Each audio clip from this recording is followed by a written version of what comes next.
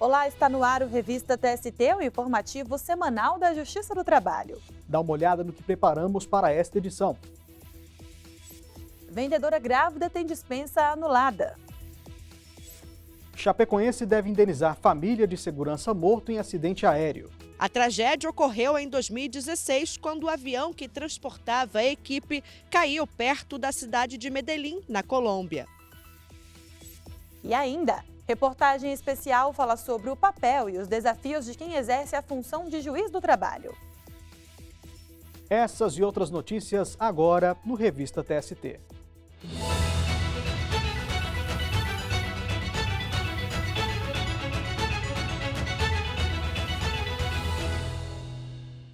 Começamos o programa de hoje com um caso julgado pela Seção 1 de Dissídios Individuais do TST. A rede de lanchonetes Bob's foi responsabilizada por um acidente de trajeto que deixou um atendente paraplégico. Nesse caso, Luana, o empregado dormiu enquanto pilotava uma motocicleta após uma jornada de trabalho exaustiva.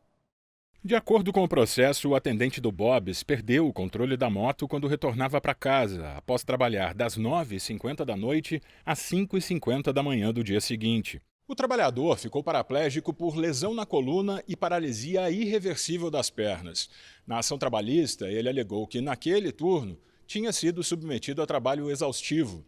8 dos 13 empregados da equipe teriam faltado, o que foi confirmado pelo gerente da unidade.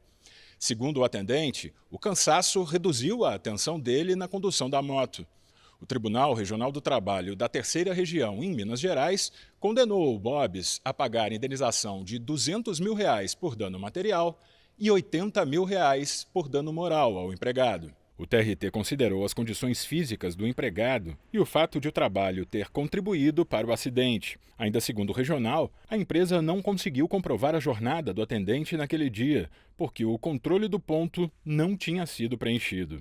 A decisão, no entanto, foi revertida pela 4ª turma do TST, que isentou a empresa de responsabilidade pelo acidente. O entendimento foi que não houve ausência significativa de empregados naquele dia e que a jornada do atendente não tinha sido estendida. Ao analisar o recurso do atendente, o relator na seção 1 de dissídios individuais do TST, ministro Cláudio Brandão, votou pelo restabelecimento da decisão regional. De acordo com o ministro, a constatação da 4ª turma de que o turno é menos movimentado não tem respaldo na decisão do TRT por não haver nenhuma afirmação nesse sentido. O relator afirmou que, ao absolver o Bob's, a 4ª turma considerou fundamentos do voto vencido no regional. Mas a SDI1 pacificou o entendimento de que só é possível usar fatos registrados no voto vencido quando não sejam contrários aos delineados no voto vencedor. Com a decisão, o processo retorna à 4ª turma do TST.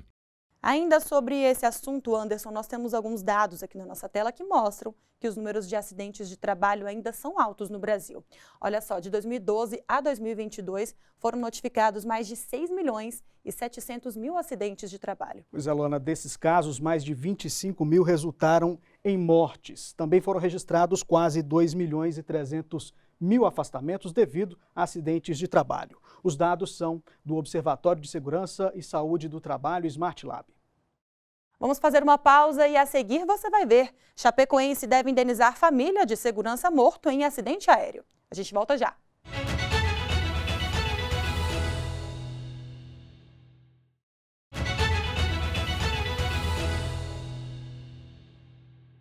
Os julgamentos das turmas do TST ocorrem às terças e quartas-feiras. Fique agora com alguns destaques. Começamos pela 5ª turma. O colegiado entendeu que os empregados dos Correios têm direito ao Vale Cultura. O benefício havia sido revogado em sentença normativa após julgamento realizado pela Seção de Dissídios Coletivos do TST. Mas, segundo a decisão da turma, o direito já estava integrado ao patrimônio jurídico dos empregados por meio de norma interna da empresa. O dissídio entre os Correios e o Sindicato de Trabalhadores da categoria no Tocantins havia sido instaurado em 2020, após tentativas frustradas de negociação coletiva. O julgamento pela Seção de Dissídios Coletivos do TST resultou em sentença normativa com exclusão do Vale Cultura para os empregados. O sindicato apresentou ação civil pública para manter o vale. O argumento foi que o benefício estava previsto em norma empresarial dos Correios. A entidade sindical defendeu a concessão do benefício, que já estaria incorporado ao patrimônio jurídico da categoria, de forma permanente, sem vinculação aos acordos coletivos vigentes ou sentenças normativas sobre o assunto. A empresa, no entanto, afirmou que a norma não criou nenhum benefício, apenas operacionalizava uma cláusula da sentença normativa com vigência já superada. No Tribunal Regional do Trabalho da 10ª Região, que abrange o Distrito Federal e o Tocantins, foi determinado o restabelecimento do Vale Cultura mensal. O entendimento foi que a retirada do benefício causou alteração contratual lesiva à categoria, o que é vedado pela Consolidação das Leis do Trabalho e pela súmula 51 do TST. O caso chegou ao Tribunal Superior do Trabalho. O relator na 5ª turma, ministro Douglas Alencar, rejeitou o recurso dos Correios. Ele afirmou que, diante das provas, a revogação do benefício não poderia alcançar quem havia sido admitido antes da sentença normativa e que já havia preenchido os requisitos necessários para a obtenção da vantagem. Se fosse uma negociação coletiva, mesmo os trabalhadores anteriormente admitidos estariam sujeitos aos efeitos dessa nova regulação. Mas aqui, por ser não uma norma autônoma, mas uma decisão judicial heterônoma, enfim, estou propondo aqui a incidência da súmula 51. A decisão foi unânime e os empregados dos Correios retomaram o direito ao Vale Cultura, revogado em sentença normativa. A empresa entrou com embargos declaratórios, ainda não julgados.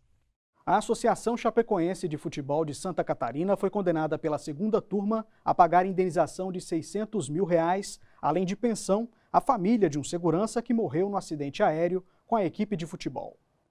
Para o colegiado, o clube é responsável por reparar os danos morais e materiais, porque o acidente ocorreu em viagem a serviço. 71 pessoas morreram na queda do avião. A aeronave transportava jogadores, comissão técnica, dirigentes da Chapecoense e convidados. O acidente ocorreu próximo à cidade de Medellín, na Colômbia. Entre as vítimas estava o chefe de segurança do clube. A viúva e os 5 filhos dele buscaram indenização na Justiça Trabalhista, argumentando que ficaram totalmente desassistidos financeiramente, já que ele era o responsável pelo sustento da família. Os familiares enfatizaram no processo que o empregado estava a serviço do clube, exercendo as funções estabelecidas no contrato de trabalho, e por isso ficaria caracterizada a responsabilidade civil objetiva da contratante.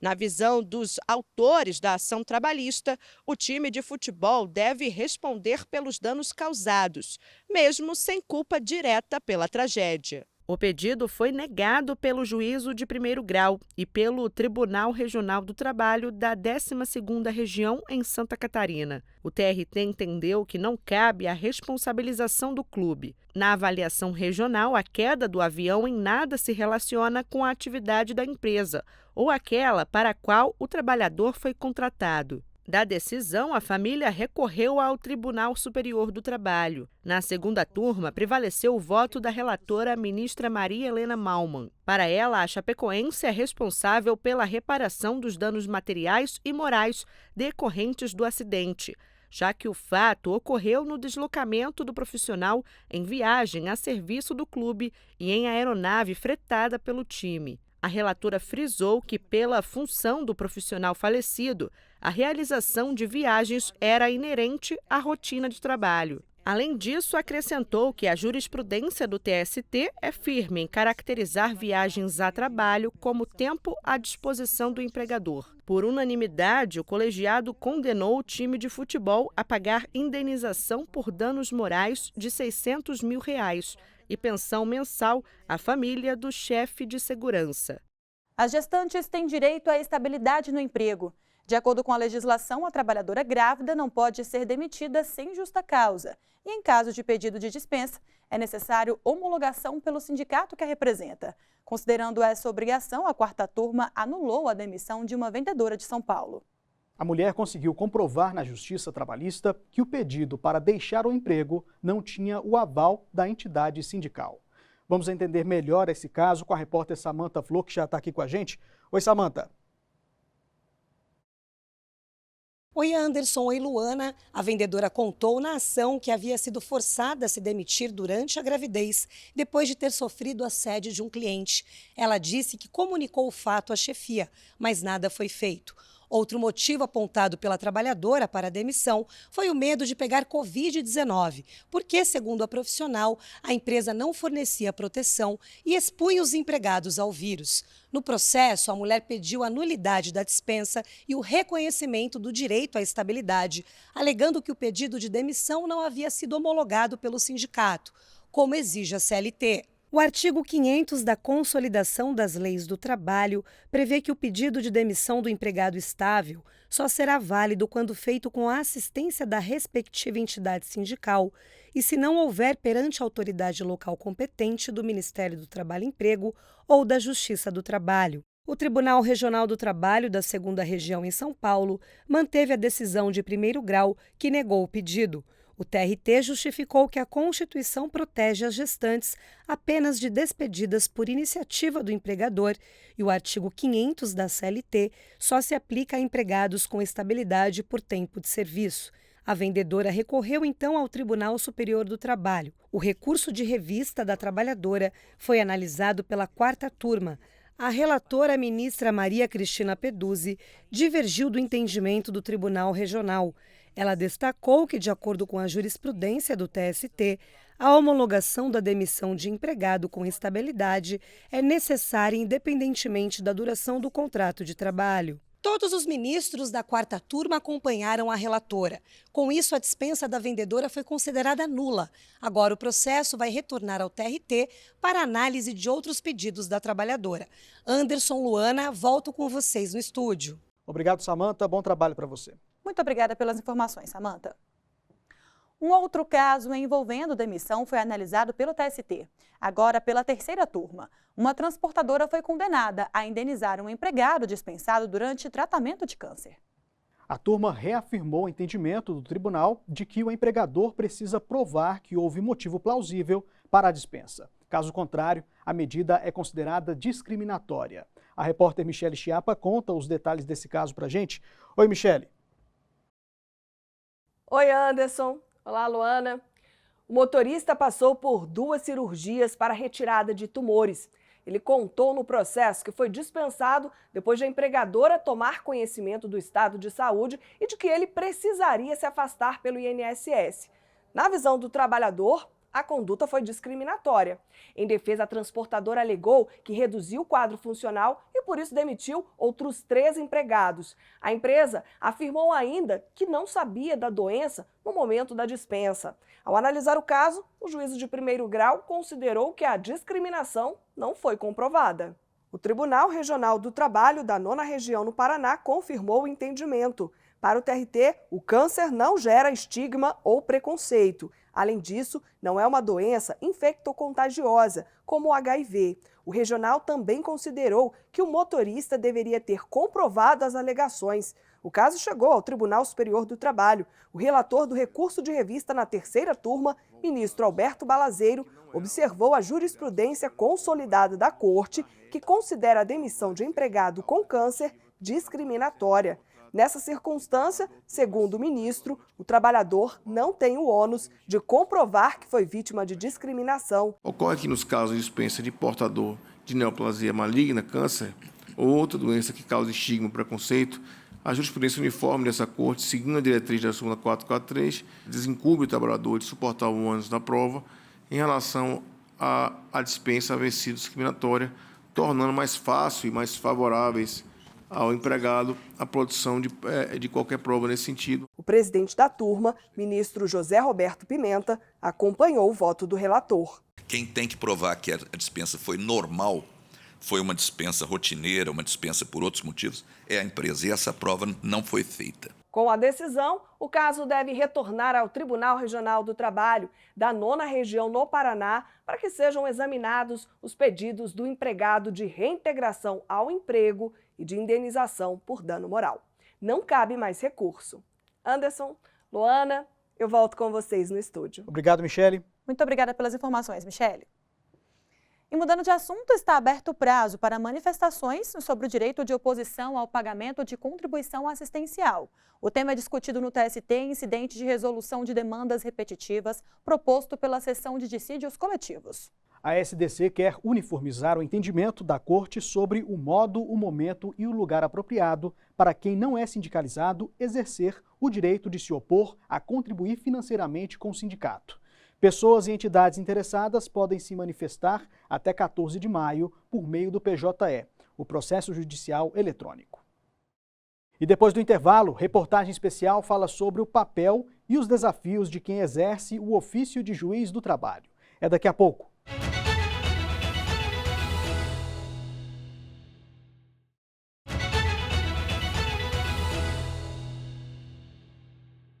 A missão da Justiça do Trabalho é realizar justiça no âmbito das relações de trabalho, contribuindo para a paz social e o fortalecimento da cidadania. E para que isso se concretize, a dedicação de juízas e juízes espalhados pelo Brasil é fundamental. E é sobre o papel e os desafios das pessoas que integram a magistratura trabalhista que vamos falar agora na reportagem especial de Pablo Lemos.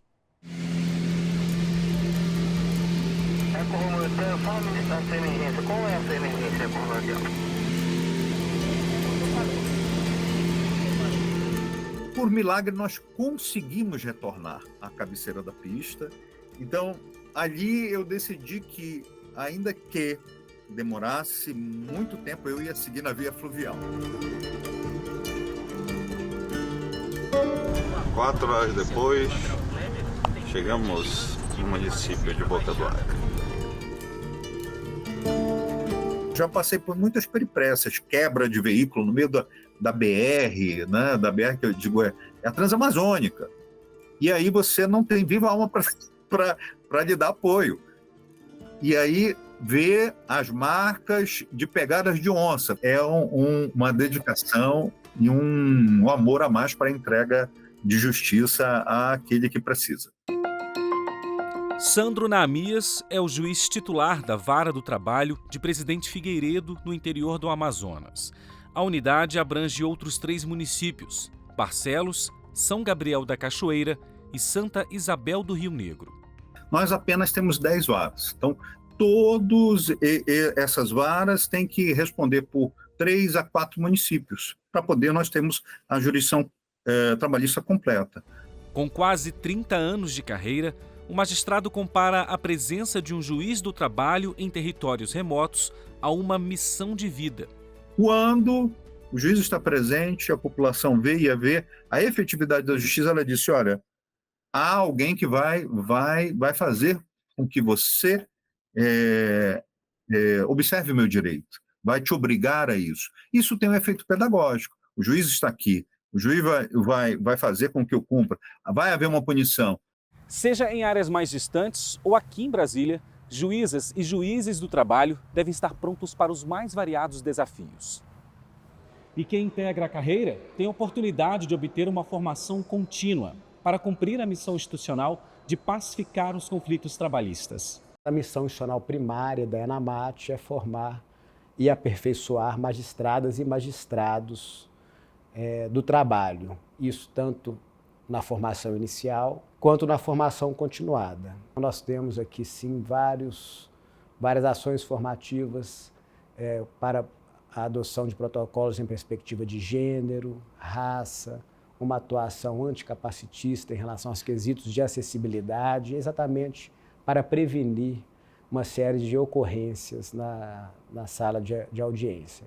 O Conselho Superior da Justiça do Trabalho também contribui para que juízes e juízas contem com a estrutura necessária para a análise dos conflitos e a solução dos processos. O Conselho ele trabalha como uma unidade orçamentária de todos os TRTs. O Conselho também olha para todo o sistema de justiça, da Justiça do Trabalho, no que diz respeito às ações de tecnologia e nas soluções tecnológicas que nós utilizamos, tanto na área administrativa, para dar suporte a todas as pessoas que atuam na Justiça do Trabalho, quanto na área na área judiciária. Independentemente do local de atuação, a certeza é que para exercer a magistratura é preciso muito mais que conhecimento, mas uma verdadeira devoção à carreira. Faria tudo, novamente, exatamente pela consciência que tenho do que representa o nosso papel institucional.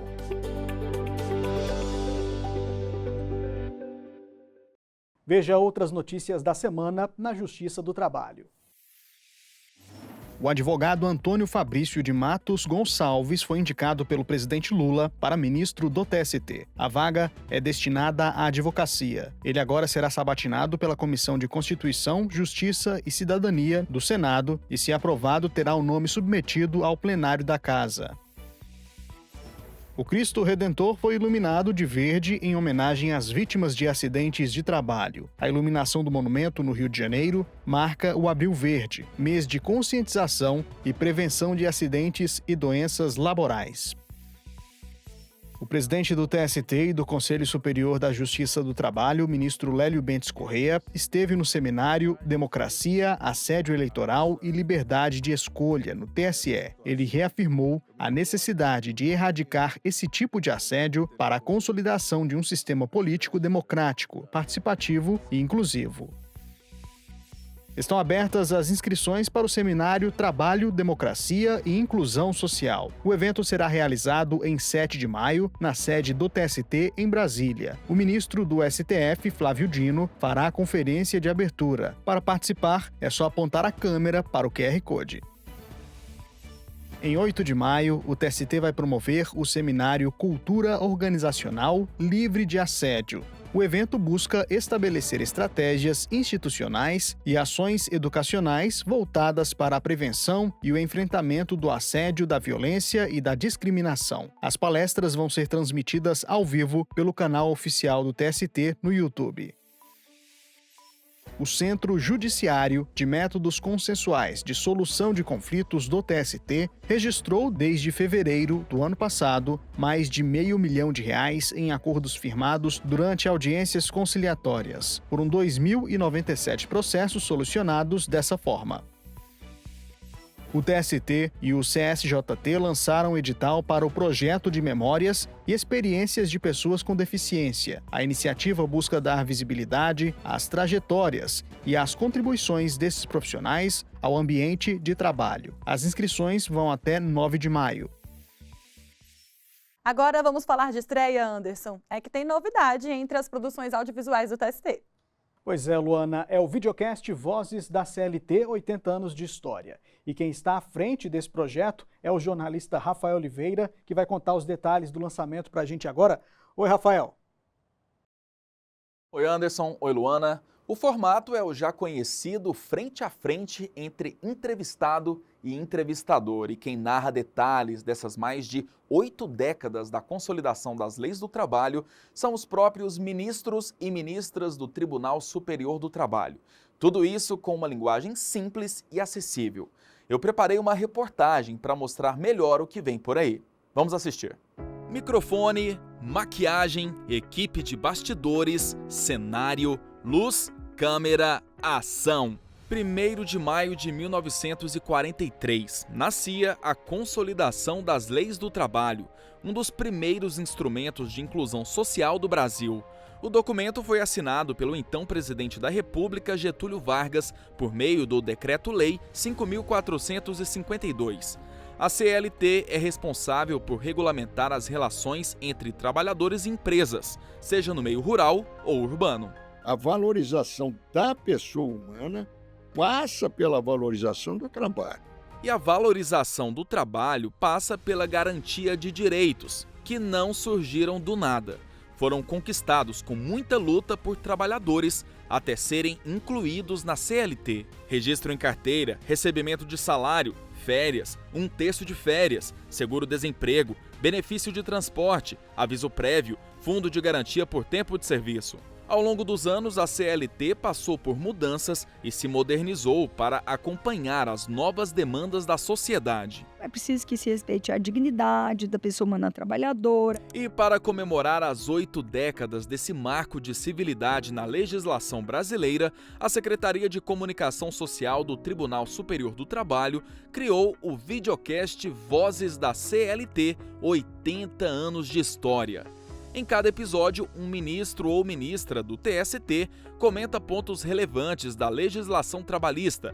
Serão abordados aspectos históricos e jurídicos, sempre em conexão com a realidade do mercado de trabalho brasileiro. Você precisa de um direito do trabalho que acompanhe essa evolução tecnológica. Vamos falar da evolução da CLT e, claro, da relevância das leis trabalhistas no dia a dia do cidadão. A conciliação pode ser buscada a qualquer tempo do processo. Hoje, eu identifico a importância da negociação coletiva. Ela é a nossa grande alternativa. Tudo isso em um bate-papo que une informação e contextualização para que todos possam entender o assunto. É dessa forma que eu enxergo o futuro, ou que, para mim, o futuro deveria se pronunciar. Foi apenas uma prévia do que estamos preparando, viu? São vários episódios e o primeiro deles vai ao ar no próximo dia 6 de maio. O bate-papo é com o ministro Maurício Godinho Delgado. Ele é autor de vários livros e outras publicações sobre a CLT e posso garantir que a conversa foi super bacana, uma verdadeira viagem no tempo. Então não perca, é o videocast Vozes da CLT 80 anos de história, que vai estar disponível no canal oficial do TST no YouTube e também na programação da TV Justiça. Luana, Anderson, conto com a audiência de vocês, hein? Um abraço. Com certeza, nós vamos acompanhar todos os episódios. Muito obrigada pela participação, Rafael. Obrigado, Rafael. Até mais. Bom, o Revista TST de hoje fica por aqui. Muito obrigada pela companhia. Na semana que vem tem mais. Tchau.